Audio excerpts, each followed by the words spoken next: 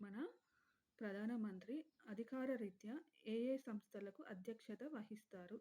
ఇవి మనకి multiple choice క్వెషన్స్‌లో అడుగుతారు. ప్రధాని అధికార రీత్యా ఏ ఏ సంస్థలకు అధ్యక్షత వహిస్తారు? ఫస్ట్ వన్ నీతి ఆయోగ్‌కి అధ్యక్షునిగా ఉంటాడు. నీతి ఆయోగ్.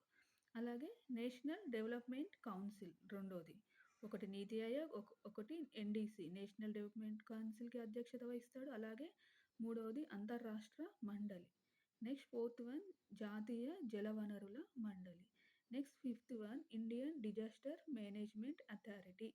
ఈ ఐదిటికి మన ప్రధానమంత్రి అధ్యక్షత వహిస్తాడు. ఈ 5 సంస్థలకి. ఒకటి నీతి Aayog, second NDC national development council, 3 అంతర్రాష్ట్ర మండలి, 4 జాతీయ జలవనరుల మండలి, 5 ఇండియన్ డిజాస్టర్ మేనేజ్మెంట్ అథారిటీ.